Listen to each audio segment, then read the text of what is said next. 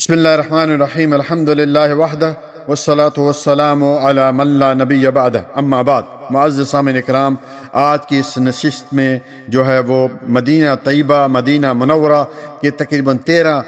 فضائل اور مسائل پر گفتگو ہوگی، اور جو لوگ حج اور عمرہ کے لیے آتے ہیں انہوں نے یہاں کے کیا کام کرنے ہیں، ان کن چیزوں سے بچنا ہے۔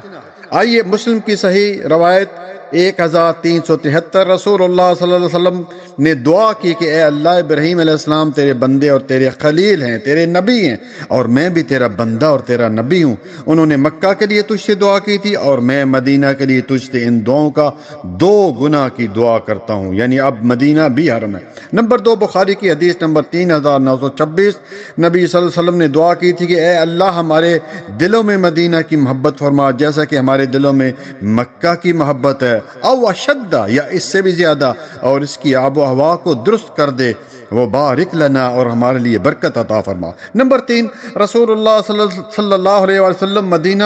کے جو پہاڑ تھے پیارے بھائی، ان سے بھی محبت کرتے تھے، خصوصاً اوت پہاڑ تھے۔ چنانچہ امام مالک کی حدیث نمبر 3313، اور سیدنا انس رضی اللہ تعالیٰ عنہ اس حدیث کے راوی ہیں کہ رسول اللہ صلی اللہ علیہ وسلم جب بھی ان کو جو ہے وہ اوت پہاڑ دکھائی دیتا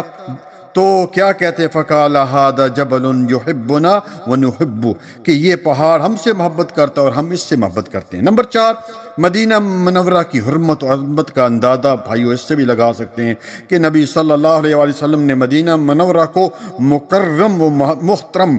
قرار دیا، اور اس میں لڑائی کرنا، قتل و غارت کرنا، فتنہ و فساد کرنا، یہاں تک کہ اس کے خاردار درختوں کے کاٹنے اور شکار کرنا بھی ناجائز ہے، منع ہے۔ نمبر 5، بخاری کی حدیث نمبر 3172، اور سیدنا علی رضی اللہ تعالیٰ عنہ اس حدیث کے راوی ہیں، رسول اللہ صلی اللہ علیہ وسلم نے فرمایا مدینہ میں جو شخص بدعت ایجاد کرے یا کسی بدعتی کو ٹھکانہ دے، فعلیہ لعنت اللہ والملائکۃ والناس اجمعین، تو اس پر اللہ کی، فرشتوں کی اور تمام لوگوں کی لعنت۔ لا یقبل منہ صرف ولا عدل، اس شخص کی کوئی نہ فرض عبادت قبول ہوگی اور نہ نفل جو ہے عبادت قبول ہوگی۔ نمبر 6، مدینہ کی خاص صفت یہ بھی ہے پیارے بھائیوں کہ وہ بدکاروں کو جو ہے وہ اس سے نکال پھینکتا ہے، جیسا کہ بخاری کی حدیث نمبر 4050، سیدنا زید بن ثابت رضی اللہ تعالیٰ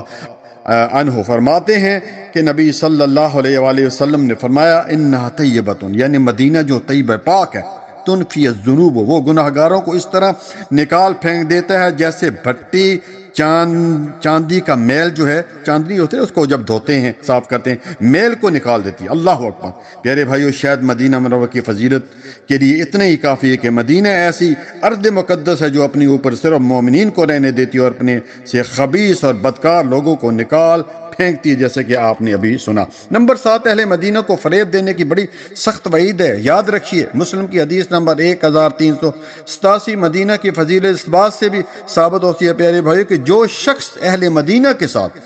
کسی قسم کی برائی کا ارادہ کرے، اللہ تعالیٰ اس شخص کو تباہ و برباد کر دیتا ہے۔ چنانچہ سیدنا ابو ہریرہ اور سیدنا سعد رضی اللہ تعالیٰ عنہم دونوں یہ فرماتے ہیں، اور یہ حدیث نمبر 1387، آپ صلی اللہ علیہ وآلہ وسلم نے فرمایا اللہم بارک لأہل المدینہ، اے اللہ مدینہ والوں کے لیے برکت عطا فرما، اور جو آدمی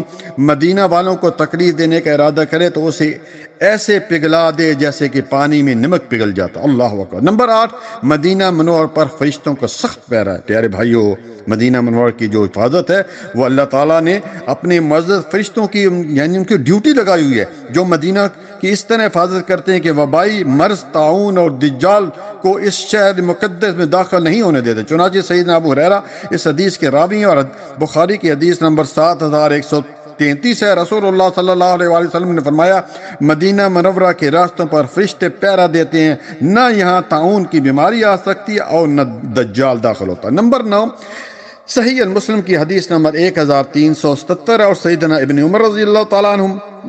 اس حدیث کے راوی کہتے ہیں کہ میں نے نبی صلی اللہ علیہ وسلم کو فرماتے ہوئے سنا، جو آدمی مدینہ کی تکلیفوں اور سختیوں پر صبر کرے تو میں اس کی سفارش کروں گا اور قیامت والے دن اس کے حق میں گواہی دوں گا۔ اللہ اکبر۔ نمبر 10، بھائیو، اس شخص کی قسمت کا بھی کیا کہنا، اللہ اکبر، جو مدینہ میں رہے اور پھر اسے مدینہ میں موت ہے۔ چنانچہ سیدنا عمر بن خطاب رضی اللہ تعالیٰ عنہ اس حدیث کے راوی ہیں، سنن نسائی کی حدیث نمبر 3900 17 ہے، اور علامہ ناصر الدین البانی اس کو صحیح کہا ہے۔ نبی صلی اللہ علیہ وسلم نے فرمایا من استطاع ان یموت بالمدینہ فلیمت بہا فانی اشفع، جس شخص سے ہو سکے مدینہ میں موت آئے، جس شخص کو یعنی ہو سکے تو مدینہ میں وہ مرے، یعنی مدینہ میں اس کو موت آئے تو وہ مدینہ میں مرنے کی کوشش کرے، کیونکہ جو یہاں مرے گا میں اس کی سفارش کروں گا۔ نمبر 10، مدینہ جو مسجد نبوی ہے اس میں نماز پڑھنے کا ثواب 1000 کے برابر ہے، بخاری کی حدیث نمبر 1190۔ اسی طرح پیارے بھائیو، مسجد قباء جو مدینہ میں ہے اس میں 2 رکعت پڑھنے کا ایک مکمل عمرے کا ثواب ملتا ہے، جس طرح سیدنا سہل بن حنیف رضی اللہ تعالیٰ عنہ اس حدیث کے راوی نبی صلی اللہ علیہ وسلم نے فرمایا، سنن بن ماجہ کی حدیث نمبر 1412 کہ جس شخص نے اپنے گھر سے وضو کیا ثم اتی مسجد قباء فصلی فیہ صلاۃ کان لہ کاجر امۃ، جس نے گھر سے وضو کیا پھر مسجد قباء میں جا کے 2 رکعت پڑھی اس کے لیے عمرہ کا ثواب ہے۔ نمبر 12، مدینہ میں جنتی زمین کا ٹکڑا بھی ہے، اللہ اکبر۔ صحیح البخاری کی حدیث نمبر 1196 اور مسلم کی حدیث نمبر 1391۔ مدینہ کو پیارے بھائی یہ بھی اعزاز حاصل ہے کہ مسجد نبی میں ریاض الجنہ ہے۔ سیدنا ابو ہریرہ اس حدیث کے راوی ہیں رضی اللہ تعالیٰ عنہ، رسول اللہ صلی اللہ علیہ وآلہ وسلم نے فرمایا ما بین بیتی و ممبری روضۃ من ریاض الجنہ، کہ میرے گھر اور میرے ممبر کے درمیان والا زمین کا ٹکڑا جنت کے باغوں میں ایک باغ ہے، اللہ اکبر۔ کوشش کرنی چاہیے کہ وہاں پر کم از کم 2 رکعت آدمی پڑھے۔ نمبر 13 اور آخری بات جو ہے عجوہ کھجور کے بارے میں، جو آپ صلی اللہ علیہ وسلم نے فرمایا کہ جو شخص 7 عدد جو ہے کھجوریں صبح کھا لیتا ہے اس پر جو ہے اس دن جادو کا اثر بھی نہیں ہوتا اور زہر کا اثر بھی نہیں ہوتا۔ بخاری کی حدیث نمبر 5445 اور مسلم کی حدیث نمبر 2047۔ اللہ تعالی ہم سب کو جو ہے وہ عمل کرنے کی توفیق عطا فرمائے۔ جزاک اللہ خیرا، بارک اللہ۔